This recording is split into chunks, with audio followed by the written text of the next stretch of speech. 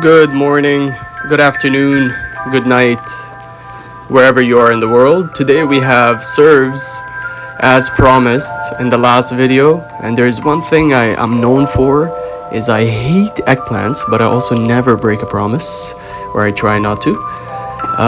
Here I start by just warming up the arm, the shoulder, the hand to eye connection.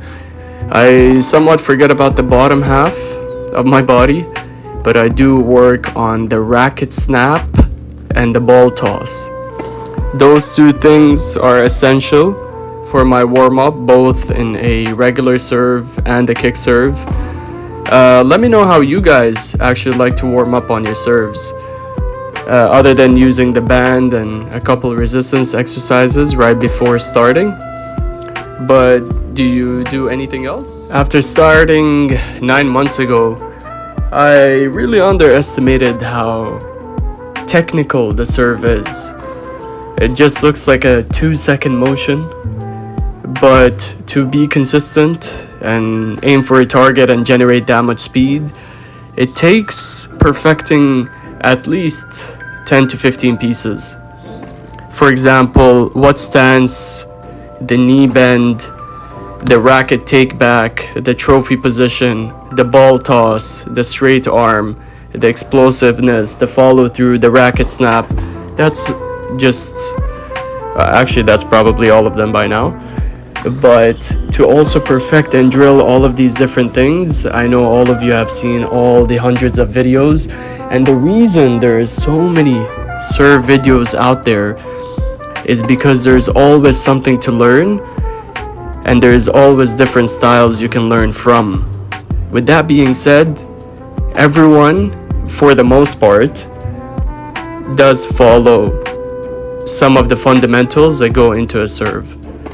So to practice that, as I think I'm a 4.0, that's a big debate going around town about what rating you are and everyone giving themselves a rating. In Canada, we use something called the Timbit program, where the number of Timbits you can have in 5 minutes. But enough with the jokes, and let's get back to the tennis.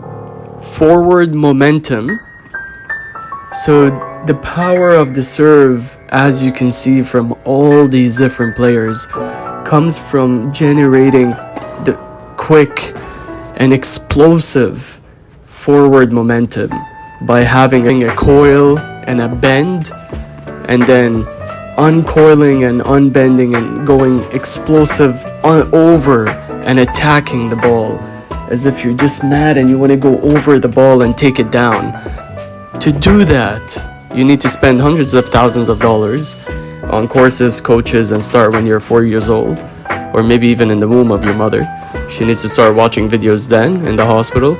But what we're gonna do is we're gonna try to imitate and maybe use the power of technology and different people and reviews and YouTube videos and all that access out there to see if we can mimic or copy while we understand the mechanics that goes behind it. So here, as you can see, I'm always ready to try to bend and then also coil my body the other way, so I make sure my chest as well is facing towards the camera, or trying to do so, while my knees are bent, so I can then uncoil and explosively go over the ball. So now that I'm 9 months in, for this practice session, and the way I like to learn is I like to pick 1 or 2 things max to focus on every session. I don't think of 10 things, 5 things, because frankly I just can't. I can barely think. So to have 1 or 2 things is already 100 or 200% more than my capabilities. So for people who can actually multitask and think that much, bless you, you'll probably get there way before I do. But for me, I like to focus on 1 or 2 things. And in this 9-month mark, today we are focusing on take back my elbow and trophy position. I'm not entirely achieving the racket take back to get my elbow exactly where I want it to be, so I can launch forward and then uncoil and have that smooth transition to then snap the racket.